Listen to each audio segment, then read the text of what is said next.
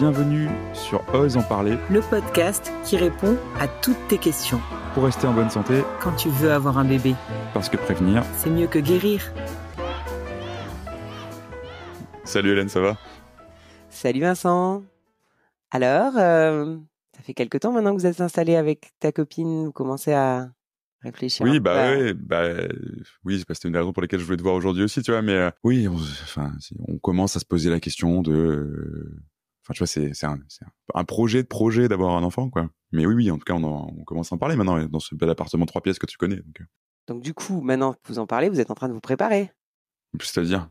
C'est pas au moment où ta copine va tomber enceinte que vous allez commencer à vous préparer. En fait, avant la conception, il y a plein de choses à faire. Attends, ça veut dire qu'il faut déjà que je fasse des trucs, là? Bah bien sûr. Moi, pour le coup, c'est vrai que c'est pas quelque chose d'hyper connu, mais j'ai lu pas mal de choses récemment. En fait, le bébé, déjà, si tu veux qu'il arrive, dans le sens que ta copine tombe enceinte, et derrière que le bébé soit en bonne santé, en fait, il y a plein de choses qu'il faut faire maintenant. Ok, je savais pas du tout. Mais il faut faire quoi? Comment? Enfin, c'est un peu inquiétant ce que tu me dis, quand même. Oui, je sais, et d'autant plus que ça va pas être juste ta copine, c'est aussi des choses que toi, tu vas devoir faire. Oui, toi aussi. Ok. Changer des choses dans ton environnement, dans ton alimentation, etc. Effectivement, c'est des choses qui sont pas très connues et je peux imaginer que tu es en train de te dire, allez, elle va me sortir encore un truc zen, bouddhiste, etc. Donc moi, je te propose, Ça te ressemblerait bien. je vais te présenter quelqu'un, c'est un expert en santé environnementale et il va nous parler de ce qu'il faudrait que tu fasses avec ta copine pour que, tout simplement, ce bébé puisse arriver et surtout qu'il soit en bonne santé. Ok, bon vas-y, on va le voir. Hein.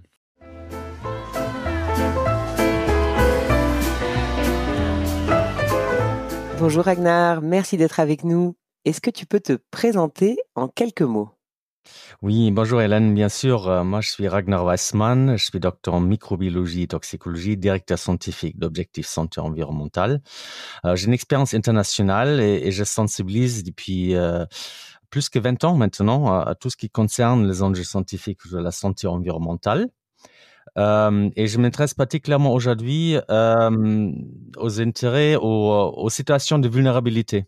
Voilà, c'est-à-dire tout ce qui concerne la grossesse, la petite enfance. On parle souvent des 1000 premiers jours, mais aussi de l'adolescence, l'handicap. Et l'idée, c'est vraiment de traduire tout ça en actions concrètes sur le terrain.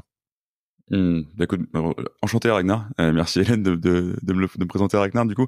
Je suis pas content de te rencontrer vu les projets que j'ai en ce moment, mais juste je veux revenir sur un truc que tu as dit. Je vois bien le côté la santé, je vois bien le côté l'environnement. Toi, tu parles de santé environnementale. Tu peux nous expliquer ce que c'est? Oui, bien sûr. En effet, tu as raison. L'environnement était longtemps le domaine des écologues et des écotoxicologues, biologistes. La santé, le domaine des professionnels de la santé. C'est pour ça que ça te semble nouveau. Et ça conduit aussi à une approche très biomédicale et cloisonnée. On voit la santé indépendamment de l'environnement. Aujourd'hui, en santé environnementale, on parle du bien-être, notre santé, les maladies. On va aujourd'hui sur des choses dynamiques entre nos gènes, entre notre corps et notre environnement au sens large, chimique, physique, biologique. Et en santé environnementale, on s'intéresse vraiment au lien entre la santé et l'environnement aujourd'hui. Et ça, c'est intéressant puisque ça ouvre la voie à la prévention, la promotion de la santé. Et surtout, c'est nécessaire face aux défis actuels avec les maladies chroniques qui augmentent et les maladies chroniques qui, justement, qui trouvent, on pense, leur origine en grande partie dans notre environnement et notre style de vie. Et toi, tu disais que tu travaillais sur la grossesse, notamment dans ton travail actuel. Et je suis un peu tombé de ma chaise en discutant avec Hélène juste avant, qui me disait que même avant la grossesse, c'est déjà le moment de se préparer. Mais en fait, moi, je vois personne dans mes amis qui ont déjà des enfants ou qui veulent en avoir, qui font ça. Personne ne se prépare. J'ai même jamais entendu ça, en fait. Donc, toi, tu vois vraiment des gens qui se préparent à avoir un enfant dans ton travail sur la grossesse? Oui, tout à fait. Mais effectivement, tu as raison. On a tendance en France à focaliser sur la période de la grossesse. Et plus spécifiquement la période de 1000 premiers jours, qu'on discute aujourd'hui, qui va de la grossesse, grossièrement de la grossesse, de la conception à 2 ans de l'enfant, parce que c'est une période très sensible aux facteurs environnementaux, et donc vraiment une opportunité d'agir. Et aujourd'hui, on rajoute ce qu'on appelle le trimestre zéro. Ça veut dire au minimum la période des 3 mois avant la grossesse. Mais c'est vrai, en France, ça existe. Il y a vraiment une offre des consultations préconceptionnelles qui existe et les institutions justement incitent des parents à faire ces consultations. Mais on n'a pas encore cette culture ici. Moi, je passais beaucoup de temps de ma vie en Finlande et en Suède. Et là-bas, effectivement, le couple, les futurs parents, elles prennent rendez-vous, hein, c'est plus habituel, elles prennent rendez-vous pour se préparer à la grossesse avec un professionnel de santé. Et surtout en associant les deux parents, la mère et le père, et le coparent. Et ça, c'est vraiment important. Alors, juste une dernière remarque, je pense que c'est important de dire que quand on parle de tout ce qui est santé préconceptionnelle, hein, on est vraiment là-dedans. En principe, ça concerne tout le monde en âge de procréer. Parce que souvent, là, toi, effectivement, tu te prépares actuellement. Mais il y a des personnes qui ne se préparent pas. Je pense qu'il y a 40% à peu près, ou je n'ai pas le chiffre exact, des grossesses ne sont pas prévues, planifiées. Du coup, en réalité, il faudrait vraiment sensibiliser vraiment tout le monde en âge de procréer et pas seulement des personnes, des parents qui prévoient cela. Et ça veut dire des jeunes, dès qu'ils sont en âge de procréer, intervenir auprès des adolescents, les jeunes, pour le préparer. C'est vraiment ça qui est nécessaire. Et puis les personnes minoritaires, aujourd'hui, on commence avec des situations transgenres, cisgenres, d'autres qui sont effectivement aussi susceptibles de devenir parents. Du coup, ça va beaucoup plus loin, mais déjà, si on se prépare le 3 mois en avant, c'est déjà un bon début. Et du coup, peut-être pour rebondir là-dessus, aller un peu plus loin, moi, je pense que je faisais partie de ces 40% aussi. Je me suis jamais préparée à mes grossesses. Concrètement, en termes de santé environnementale, à quoi il faut faire attention dans ces fameux 3 mois avant même d'être enceinte? Ben, clairement, on va peut-être parler après. On est vraiment sûr des choses finalement assez bon sens. Pensez, c'est l'exposition chimique, aux polluants chimiques, que ça soit on parle aujourd'hui beaucoup des perturbateurs endocriniens qui viennent du plastique. On parle de l'environnement chimique, comme voilà, ça peut être aussi la pollution de l'air. Ça peut être l'environnement physique, on va dire, est-ce que vous faites une activité physique régulière, ça peut être l'environnement biologique, tout ce qui est infectieuse, mais également le stress. Le stress, c'est aussi un environnement. Vous voyez, on parle de l'environnement dans le sens large. Et très souvent, les solutions, elles sont assez bon sens, mais encore faut-il l'avoir compris avant, qu'il y a un impact sur la santé important pour le prendre au sérieux. Du coup, vraiment, on va peut-être rentrer un peu plus dans le détail, mais en fait, les gestes sont assez clairs, assez simples finalement par rapport à ça, pour vraiment prévenir et se protéger. Et là, effectivement, il y a des choses négatives qu'il faut éviter, mais aussi des choses positives qu'il faut les rajouter pour mettre toutes les chances de son côté. Et tu vois, justement, là, Hélène disait qu'elle se préparait pas. C'est vrai qu'on parle beaucoup aux femmes de leur grossesse. Enfin, pendant ta grossesse, il faut faire ceci, cela. Tu vois, même sur cette période préconceptionnelle, qui est le mot que tu utilises. Enfin, est-ce que c'est quelque chose qui que parents qui portera pas l'enfant? Mais ça me concerne. C'est quelque chose de purement physique, ou est-ce qu'il y a quelque chose que je peux faire même en étant quelqu'un qui va évidemment être impliqué pour concevoir l'enfant, mais pas tellement pour le porter après? Oui, non, mais tout à fait. Effectivement, il y a les deux. Alors, je parlais souvent, aujourd'hui, je m'intéresse beaucoup à tout ce qui est préconceptionnel, aussi le père, hein, parce que souvent, on parle beaucoup de la mère, et c'est d'ailleurs très culpabilisant. Je parle beaucoup des pères. Par exemple, le père, aujourd'hui, on voit l'importance de l'alimentation du père. Voilà, pourtant, vous voyez, le père ne porte pas l'enfant. Et la recherche montre aujourd'hui que les gamètes, dans le cas des pères, ce sont des spermatozoïdes et sont capables de recevoir des informations environnementales, donc à tout ce que vous êtes exposé, le garder en mémoire et transmettre à la descendance. Ça, c'est des mécanismes, sans aller dans le détail, qui s'appellent épigénétiques. Et ça veut dire on peut avoir certaines informations qui peuvent encore s'exprimer, effectivement, induire des maladies chez l'enfant, et pourtant, c'est le père qui était exposé. Ça veut dire l'environnement alimentaire, par exemple, on parlait de qu'est-ce qu'il faut faire, fait partie des choses, des environnements qui peuvent impacter le développement de l'enfant, la croissance, le métabolisme. Et alors, on a beaucoup d'études sur les animaux, mais on commence à avoir des études sur l'homme également. Et le rôle des coparents, on peut rajouter qu'ils ne portent pas le bébé, effectivement, pendant des pères, mais également des coparents. Mais il est important, vous avez compris, alors en termes physiques, il y a une transmission possible. Mais évidemment, et là on travaille beaucoup plus aujourd'hui sur le côté psychologique et soutien, parce qu'il a comme un rôle extrêmement important de soutien de la future mère pour permettre de réduire le stress, assurer le bien-être, entre autres. Et là, le stress et le bien-être, c'est de la santé environnementale, c'est un environnement important, et on sait qu'il peut avoir un impact direct sur la santé des futurs enfants qui est impactant, voire aussi impactant qu'une pollution chimique toxique aujourd'hui. Le stress, c'est vraiment un environnement toxique. Et voyez, vous avez ces situations-là, et vous avez, comme je disais tout à l'heure, les situations nouvelles avec des minorités, avec aujourd'hui dans certains pays des hommes transgenres qui ont un utérus, qui peuvent aussi vivre une grossesse non planifiée. Du coup, il y a toutes ces situations-là où le coparent est vraiment, où le père est important. Et peut-être pour revenir aussi sur la mère, et moi, j'avoue, quand tu parles de nutrition, j'ai été assez surprise parce qu'on m'a toujours dit pendant la grossesse, il faut vraiment faire attention à la nutrition en tant que mère. Et là, ce que tu dis, c'est qu'effectivement, la nutrition est importante avant la grossesse. Donc, tu en as parlé pour le père, c'est important du coup pour la mère aussi. Et est-ce que tu peux donner un exemple un peu de quelle piste de nutrition justement il faudrait suivre pour je sais pas, le bien-être futur de l'enfant à venir?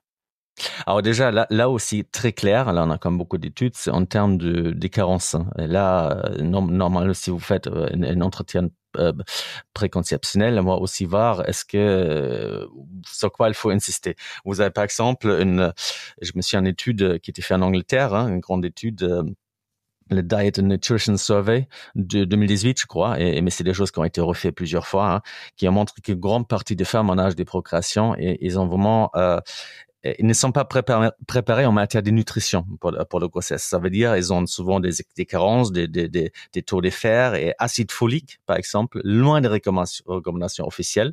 Et vous avez un taux d'acide folique trop faible, ça, c'est comme quelque chose qui peut avoir des impacts extrêmement graves sur le développement de l'enfant.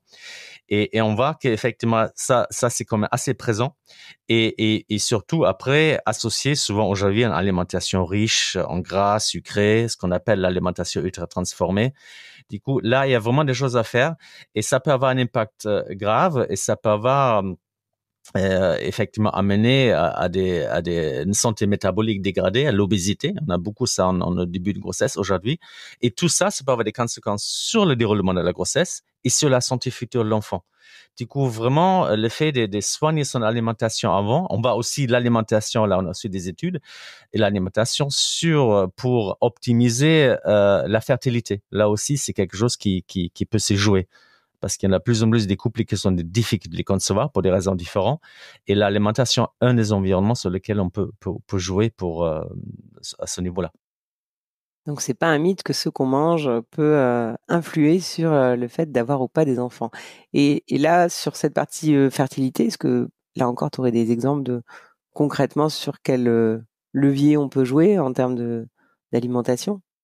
Alors, je suis pas un spécialiste de la fertilité, mais globalement, on arrive on est globalement sur l'idée d'une alimentation saine. Comme je dis, éviter tout ce qui est ultra transformé, avoir des bons gras, éviter les gras saturés, avoir plutôt des gras avec des oméga 3. Là, on est souvent sur des types de conseils que cela. Et surtout, voyez, effectivement, si on a un surpoids, là, ça pose par contre des soucis. Là, c'est très clair, surpoids, obésité. On a de plus en plus de personnes. Là, ça peut vraiment prédisposer les enfants à des maladies chroniques, et cardiovasculaires, métaboliques, ça veut dire diabète, obésité plus tard dans la vie. Du coup, là, il y a vraiment quelque chose à faire à ce moment-là.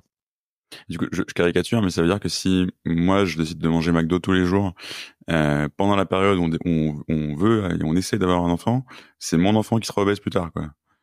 Il y a plus de risques. Alors, voilà, on va voir ça après. C'est pas quelque chose qui est 100%. On augmente le risque. On peut jamais dire tu vas bien. C'est pas parce que on fume, on a forcément un cancer des poumons plus tard. Il y en a qui n'ont pas ça. Du coup, mais ce qui est sûr que de mieux manger, tu mets toutes les chances de ton côté. Voilà, c'est ça. Et tu réduis le risque, en fait. Mais c'est intéressant ce que tu dis parce que en tant que père, voilà, idem. Alors je me suis noté, je trouvais ça. Il y a une étude qui, il y a longtemps, je l'ai lu, il y a plus que 10 ans, était sortie et il disait "You are what your dad ate". Tu es ce que ton père a mangé. Du coup, ça montre bien effectivement, voilà, l'alimentation du père peut avoir une importance et c'est clair aujourd'hui, il y a des corrélations entre le IMC, l'indice des masses corporelles de l'enfant, et l'obésité et l'IMC du père. Voilà, du coup, il y a des liens qui sont là. Mais ce qui n'est pas fatal, hein, ça dépend effectivement de ce qui fait l'enfant, le style de vie de l'enfant par la suite. Hein. On verra après, il y a des choses qui peuvent être réversibles. Ok. Bah, écoute, déjà, je vais envoyer ça à mon père, merci.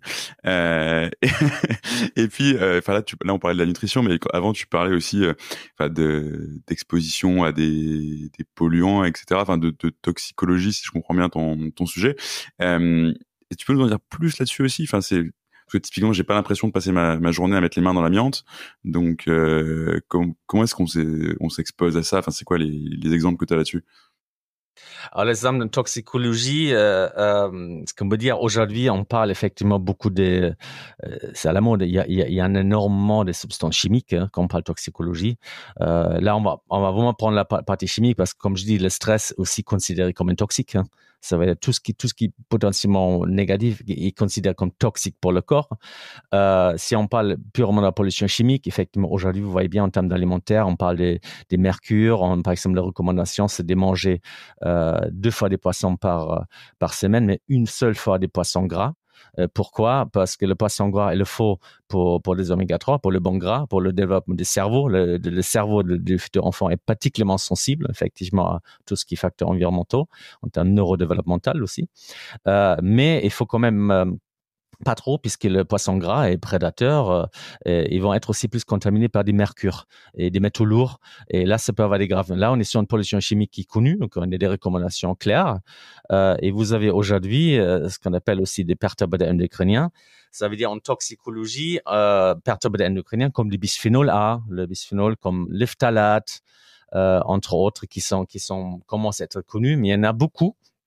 Et là, il y a encore beaucoup des interrogations. Ce qu'on sait aujourd'hui, et c'est là ça change en fait le domaine de la toxicologie parce qu'on voit que c'est pas une exposition aiguë, on va pas avoir un impact immédiat en fait avec ces produits-là.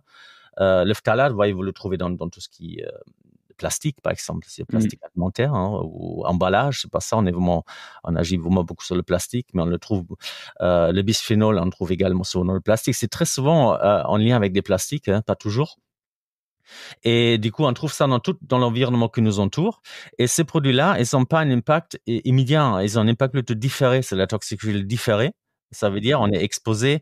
C'est une exposition environnementale à des faibles doses, comme le stress également, mais au quotidien, de façon répétée. Et on est sur une exposition chronique. Et ça veut dire en toxicologie, on peut dire aujourd'hui, c'est pas l'exposition qui est vraiment importante, tout court, qui va jouer, mais c'est pendant quelle période on est exposé. Et c'est pour ça, ces substances-là, certains perturbateurs endocriniens, on peut imaginer, ils auront très peu d'effets sur moi aujourd'hui, en termes d'un certain âge, en bonne santé, mais qui peuvent avoir beaucoup d'impact sur les bébés, sur le jeune enfant, sur des personnes dans une situation de fragilité. Et c'est là, en fait, c'est vraiment aujourd'hui, cette toxicologie s'oriente vers ça, en fait. On a quelques toxiques classiques qui restent. On a oxyde de dioxine, les PCB, certains produits qui sont classés cancérigènes, certains produits qui sont classés reprotoxiques, toxiques pour la reproduction. Là, ça existe. Mais on a plus en plus de produits qui sont toxiques dans le long terme. Ça veut dire on va pas d'impact immédiat, mais on peut avoir un impact 10, 20, 30, 40 ans plus tard. Et du coup, là, concrètement, qu'est-ce qu'il faudrait faire pour ça? On arrête d'acheter tous les aliments qui sont emballés dans du plastique ou... Alors, Déjà, faut pas culpabiliser. Voilà, parce que clairement, comme vous avez compris, c'est pas parce que vous êtes exposé, vous allez forcément attraper le maladie. C'est pas comme ça marche. Et Ah, c'est important. Pareil, voilà, quand on parle, on s'adresse aux professionnels de santé, mais aussi aux futurs parents. C'est une période quand même assez stressant, et du coup, le but c'est de pas culpabiliser. On est tous entourés par une soupe toxique de cette façon aujourd'hui. Et ça va pas s'arrêter comme ça demain. c'est L'important, rassurant. c'est de les réduire parce qu'on a un système immunitaire, un corps qui est capable de le gérer, mais réduire pour avoir un petit peu moins, pour que notre corps est capable de le gérer. Et certaines choses, on a peu d'impact. Voilà, parce que l'usine à côté va être peut-être plus compliquée. Mais par contre, on peut vraiment voir dans notre environnement quotidien, qu'est-ce qu'on peut changer. Est-ce que je changer la manière de faire le ménage, par exemple? Il y a beaucoup de produits d'entretien. Et là, on a des études là-dessus, qui ont un impact fort sur notre santé, soit direct. Et il y a des études qui sortent aujourd'hui qui font le lien entre l'utilisation des produits ménagers de la mère ou du père pendant la grossesse, ou même en préconceptionnel, sur le risque de l'asthme de l'enfant et les maladies respiratoires plus tard. Du coup, simplement faire le ménage, le tri dans ce produit d'entretien, utiliser moins, choisir des produits écolabellisés, c'est une des façons d'agir. Voilà. Et puis, il faut faire ça étape par étape, c'est ce qui à votre portée. Et puis après, vous regardez un peu l'alimentation. Est-ce qu'on peut améliorer un petit peu? Est-ce qu'on a le moyen de rentrer quelques produits bio? Parce que là, vous allez effectivement exposer moins aux pesticides, c'est clair. C'est plutôt un avantage quand même. Voir est-ce qu'on peut un peu faire attention qu'on fasse de l'activité physique régulée au quotidien.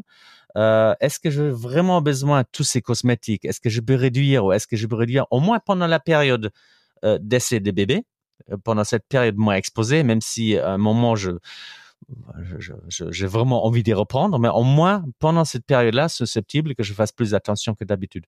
Du coup, on arrive vraiment à voir des gestes assez logique en fait. Mmh. Mais ce qui est dommage, qu'il y a beaucoup de personnes qui n'ont pas compris, ils n'ont pas fait le lien entre ces gestes-là, qui ont l'air assez simples finalement, et l'impact. Une fois on a Mmh. compris ça, en fait, il y a beaucoup de solutions disponibles, en fait, accessibles à tout le monde. Mais tu vois, je te disais au début, j'entends personne qui se prépare. À l'inverse, enfin, encore ce week-end, tu vois, j'étais en famille et t'as un discours qu'on entend beaucoup, et notamment de la génération au-dessus de la mienne, qui est de dire, non mais les jeunes maintenant, vous êtes fous. Nous, on se prenait pas autant la tête et ça s'est très bien passé pour vous. Donc, qu'est-ce qui se passe en fait si je fais rien? En fait, je me prépare pas particulièrement. Bah, si tu fais rien, déjà, ça dépend de quoi tu pars, hein. Il faudrait qu'on voie quelle est ta situation. Est-ce que tu fais déjà attention à certaines choses ou pas? Mais comme je dis, c'est pas figé. Alors, comme je dis, c'est même dans le cas où on a un style de vie qui est pas adapté, ce qui est important aussi de savoir quand le bébé est né par la suite, et quel est l'environnement culturel dans lequel il grandit. Est-ce qu'on reproduit le mauvais comportement? Est-ce qu'on incite l'enfant à faire beaucoup d'activités physiques? Comment on fait? Là, on parle beaucoup, je vous ai mentionné le nom épigénétique. Ça veut dire ces environnements-là, en fait, et peuvent avoir un impact sur la santé future de l'enfant, non pas en changeant l'alphabet de notre ADN, mais simplement en changeant son habillage. Et cet habillage, en fait, c'est ça la notion indissociable, en fait, à la santé mentale. Cet habillage est réversible. Et là, c'est plutôt une bonne nouvelle. Ça veut dire, effectivement, si on fait rien à un moment, oui, il y a beaucoup plus de risques que cet enfant pourrait développer des maladies plus tard dans la vie. Mais par contre, si on agit, on peut contrecarrer théoriquement certains effets. Pour l'instant, on a du mal à les mesurer. On va commencer à pouvoir les mesurer bientôt. Que contrecarrer les effets négatifs qu'on avait avant. Et des effets négatifs, je peux vous donner des exemples après, si vous souhaitez. Ah oui, oui, bah, donne-nous quelques exemples. Effectivement, moi, je culpabilise un peu parce que je me dis, j'ai pas du tout pris ça en compte dans la période préconceptionnelle. Au contraire, je me suis dit, c'est le dernier moment où je peux boire de l'alcool à fond, manger tout ce que je veux avant, parce qu'on nous serine beaucoup en tant que femme. À partir du moment où il y a la grossesse, on fait très attention. D'ailleurs, je glisse quand même cette notion d'alcool qu'on n'a pas évoquée. Ça fait partie Ouais. de ce qu'on appelle le toxique ou... Oui. Tout à fait, parce qu'aujourd'hui, on focalise beaucoup sur des nouvelles choses, parce que clairement, il y a des sujets à la mode, et il faut surtout pas oublier le sujet ancien, hein, qu'on connaît, comme l'alcool, le tabac, qui posent comme des soucis. Et là, les données sur la santé qu'on a, là, on a beaucoup plus de données qui sont clairement établies. Là, il y a aucun doute là-dessus. C'est pas ça. Aujourd'hui, on demande comme le zéro alcool, hein, avant. Hein. C'est pas comme c'était le cas chez nos pères et nos grands-parents. Hein. On demande vraiment le zéro alcool parce que effectivement, l'alcool, le tabac sont des environnements qui ont un impact fort et sont des toxiques. Oui, tout à fait. Même dans la période préconceptionnelle? Ça veut dire qu'il faudrait que j'arrête de boire 3 mois plusieurs mois avant d'avoir un enfant, si possible.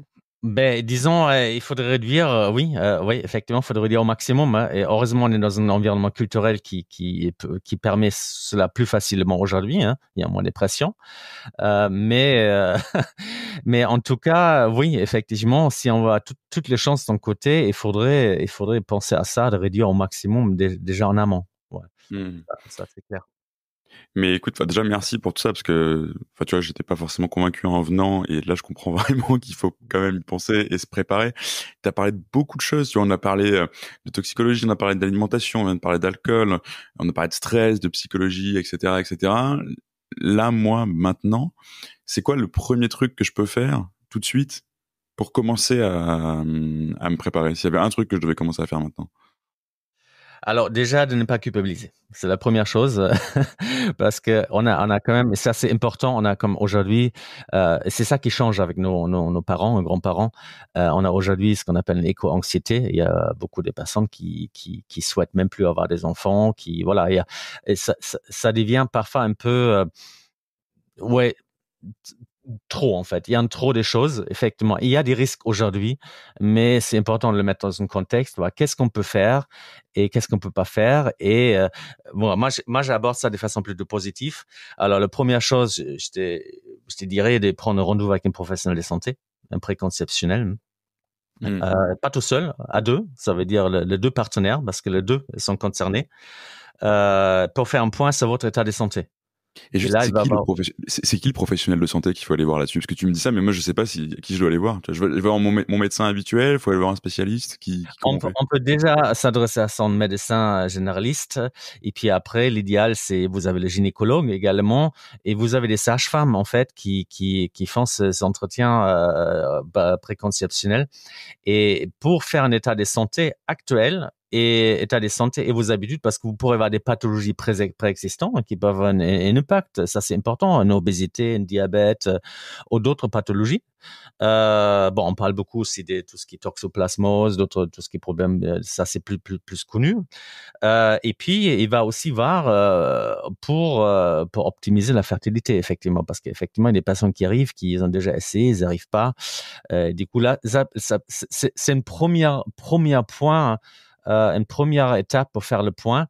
Et après, existe en France plusieurs centres, ce sont des centres Prévenir, hein, aujourd'hui en France, qui prennent en charge spécifiquement des couples qui ont soit des grossesses pathologiques, soit qui ont des difficultés de concevoir fertilité, pour des raisons qu'on suspecte environnementales.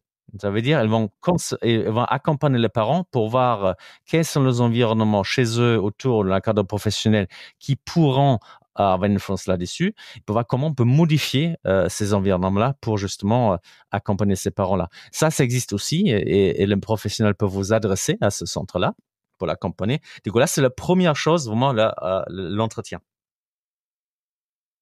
Waouh!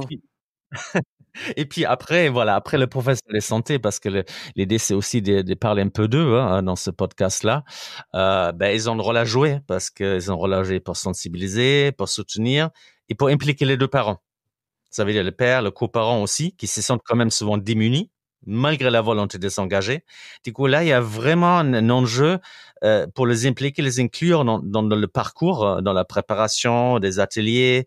Il y a un langage des professionnels. Là, c'est vraiment extrêmement important parce que ça peut vraiment influencer l'intérêt des pères. On sait aujourd'hui que plus le père ou plus le coparent, plus le parent en global sont informés de ces effets-là, plus qu'ils sont impliqués. Du coup, c'est la deuxième chose qui concerne le professionnel de santé. La troisième chose, c'est évidemment, on a déjà parlé, adopter un style de vie sain, hein, réduire ce qu'on peut faire du bon sens. Voilà, que ça soit bien aéré sans logement également, pour éviter tout ce qui est polluant de l'air. Là, je pense ça c'est le gros. Et puis une fois que vous avez commencé avec ça, le reste il va découler. Vous allez découvrir, il y a des ressources effectivement que vous pourrez trouver, hein. Mais l'important c'est vraiment avoir compris cet impact là et que les preuves s'accumulent quand même pour cela. Oh là là, mais j'aurais vraiment aimé savoir tout ça à l'époque parce qu'effectivement j'ai rien préparé du tout et au contraire, je me suis dit je peux boire jusqu'au dernier moment, je fais pas du tout gaffe à mon environnement. Bon, j'avais plutôt demandé que tu interviennes pour convaincre Vincent, mais finalement, ça me fait aussi réfléchir à ce que j'aurais dû faire différemment pendant mes grossesses. Merci beaucoup pour tout ça. Et du coup, tu parlais de donc objectif santé environnementale. Est-ce qu'il y a des ressources qu'on peut trouver si on veut creuser, aller plus loin? Tu parles de toutes tes études. Où est-ce qu'on peut un peu retrouver des ressources là-dessus? Parce que je pense qu'il y a beaucoup de choses effectivement qu'on va vouloir aller creuser et partager. Oui, moi effectivement, il y a plusieurs ressources. Vous avez d'abord le site de Santé publique France, le site qui s'appelle www.1000premiersjours.fr. Hein. On va peut-être mettre en lien.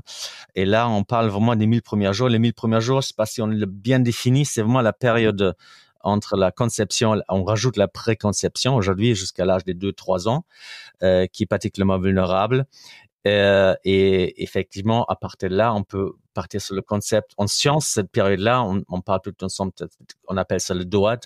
Ça veut dire, c'est cette période, il y a tout ce qui l'exposition pendant cette période pour induire et programmer les maladies futures dans la vie de l'enfant. Hein. Ça veut dire l'autisme à 6 ans, asthme à 10 ans, obésité à 20 ans, jusqu'à 70 ans, des maladies cardiovasculaires. Ça veut dire, c'est vraiment ça qu'il faut comprendre. Et parce qu'il y a cet impact sur le long terme, sur toute la vie de l'enfant futur. Et c'est par ça, Santé publique France, on a mis en place ce site 1000 premiers jours pour insister sur cette période-là qui est particulièrement vulnérable.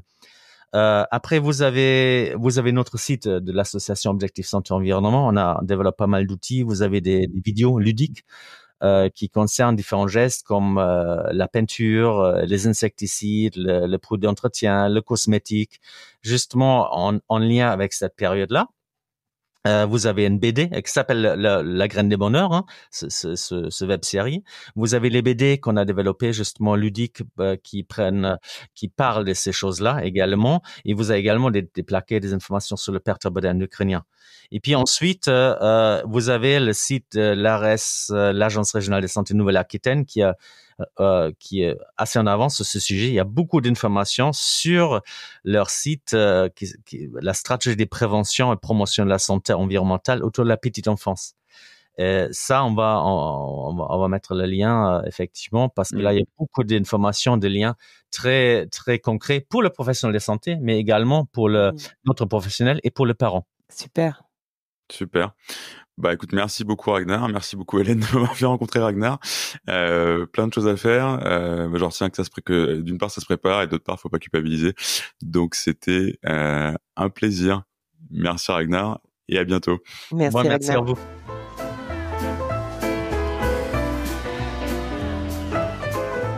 Wow, bon, ok.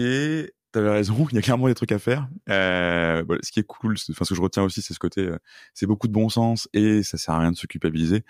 Mais en tout cas, merci de l'opportunité d'avoir rencontré Ragnar. C'était plutôt très apprenant comme discussion. Et puis la bonne nouvelle pour toutes les filles qui écouteront ça, c'est que vous ne serez pas les seuls à devoir arrêter l'alcool. Au moins dans cette période-là. Ensuite, on verra. Oui, paraît-il. Non, mais après, tout ça, c'est intéressant, tu vois, ce côté, on se prépare avant même de commencer à essayer, mais le vrai truc qui m'inquiète et qui inquiète globalement toujours tout le monde, c'est est-ce que ça va marcher, quoi. Ah bah, ça c'est sûr. Hein. Si j'arrête de boire, que ce soit pas pour rien, tu vois. Ça, évidemment, le nombre de personnes qui galèrent pour avoir des enfants, tomber enceintes, ça c'est clair que c'est un vrai sujet. Nous, ça a mis beaucoup de temps, hein, justement. Donc, moi, je te propose qu'on se reprenne un temps pour discuter de ça. Ouais, reparlons-en. Merci beaucoup, Hélène, et puis à bientôt. Avec plaisir, à bientôt.